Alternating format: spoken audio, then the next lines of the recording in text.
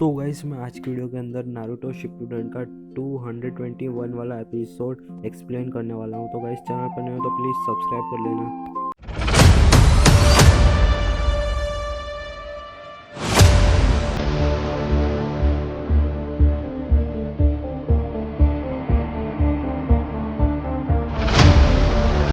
तो guys episode की starting में कुछ शिनोबी भाग रहे थे उरोचिमारू के स्नेक्स को देख के। वो स्नेक उन शिनोबी को पकड़ कर मार देते हैं और हम देखते हैं कि वहीं से काबूटो बाहर आ रहा होता है और सोच रहा होता है चलो ठीक है मार दिया, अभी हमारा प्लान स्टार्टअप कर लेते हैं।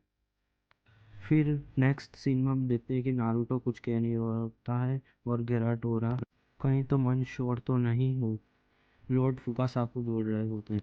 नाइन टेल्स को दो चीज़ से मिलकर ताकत मिलता है, उसका चक्र और उसका विल। और उसकी पावर को कंट्रोल करना है तो उसका चक्र लेना होगा, और अगर तुम उसके चक्र को निकालते हो तो उसका विल भी बाहर आ जाता है। नाइन टेल्स का विल बहुत सारी नफरत से भरा हुआ होता है।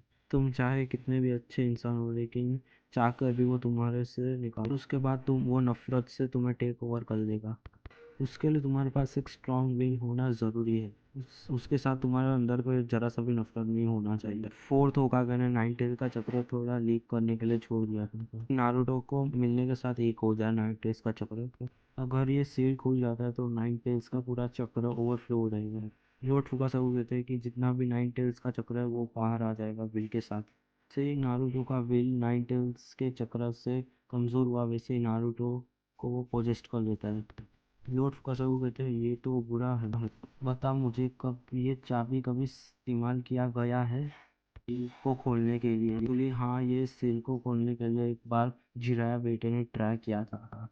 एक बार नारुतो ट्रेनिंग की द्वारा आउट ऑफ कंट्रोल हो गया था और तब वो जिराया बेटे ने उसकी चाबी से टाइट कर दिया था।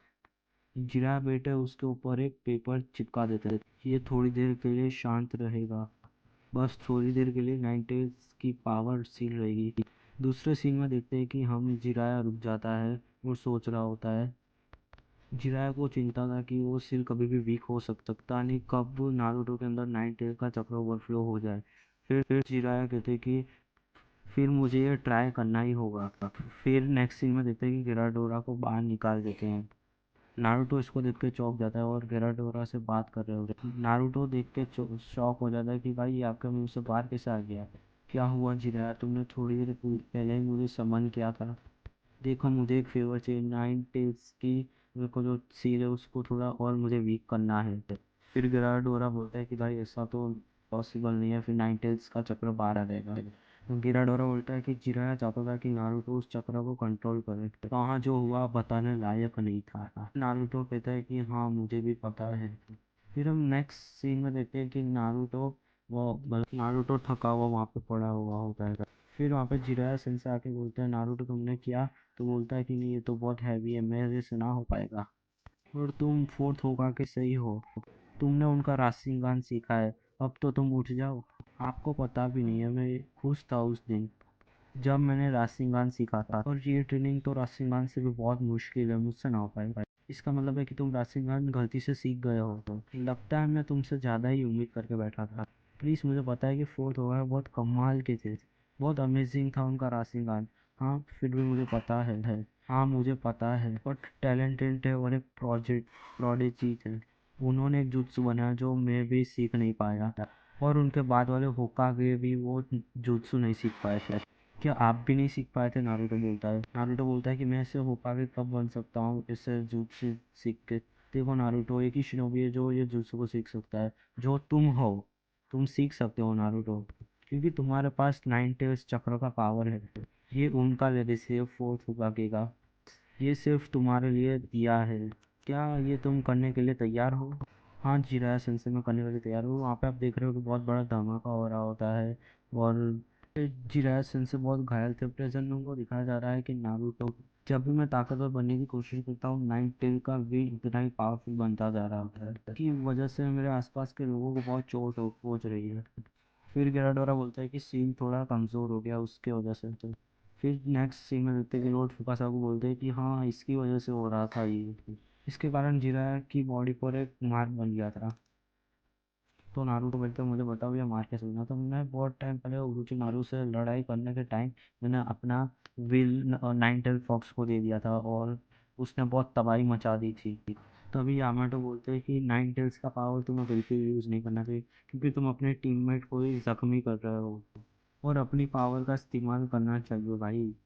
और कैप्टन यामाटो वहाँ पे थे तो उनने उसका चक्र सील कर दिया था नाइनटेल फॉक्स का। उनमें हो सकता है कि काफ़ी सारा नफरत तुम्हारे तुम्हारे शरीर में से बाहर आ सकता है नाइनटेल फॉक्स के थ्रू। और नारुतो चाह रहा है कि मेरे आसपास के लोगों को मतलब वो चोट ना पहुंचे। और हिनाटा के टाइम पे भी मैंने मेरा आपा मैंने खो दिया था और फोर्थ ओवर मैंने मेरी सील वापस रिबिल्ड कर दी थी। अभी मुझे नाइन टेल्स की चक्र की ज़रूरत पड़ेगी मेरे को सास्के से लड़ने के लिए। मैं ये सीख के ही रहूँगा। ठीक है डैड, मैं ये पक्का सीख के रहूँगा। फिर वो स्क्रॉल पे नारुतो हाथ रख देता है। फिर लॉर्ड फुकासाकु बोलते हैं कि हाँ मुझे पता है नाइन टेल्स का चक्र बनाने के साथ क्या हो सकता है, लेकिन इसके पास फोर्थ ओवर का प्यार है, बिल्कुल जिराया बेटे जैसा।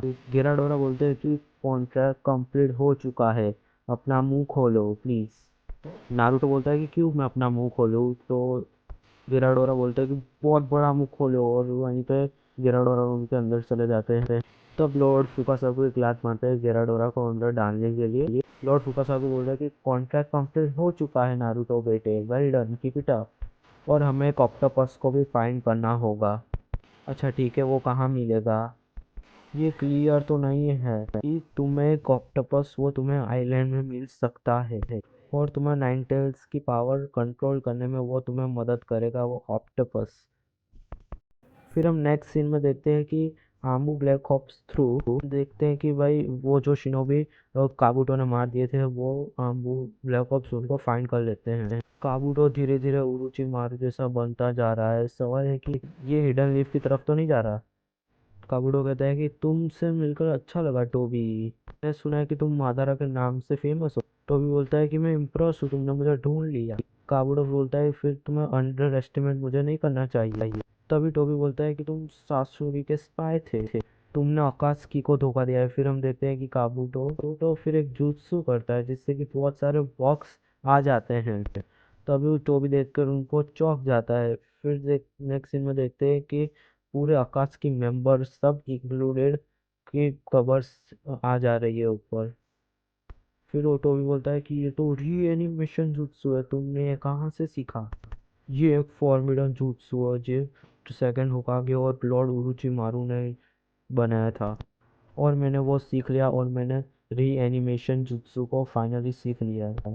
तो भी बोलता है कि तुम्हें मुझसे क्या चाहिए ऐसा। तो काबूल बोलता है कि मुझे तुम्हारी फोर्स के अंदर मतलब ले लो, सुना है कि तुम जंग सुनो करने वाले हो। तो भी बोलता है कि हाँ, और मैं तुम्हें वो और ताकतवर बना सकता हूँ ऑल आकाश की मेंबर थ्रू।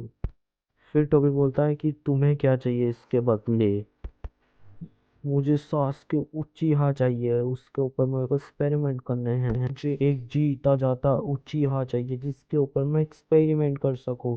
उससे मेरा क्या फ़ायदा होगा? टोबी बोलता है क्या होगा कि अगर मैं मना कर दूं तो? फिर काबूटो री एनिमेशन जुत्सु से एक कवर ऊपर ला रहा होता। इसको देखकर टोबी का भी पसीना छूट जाता है।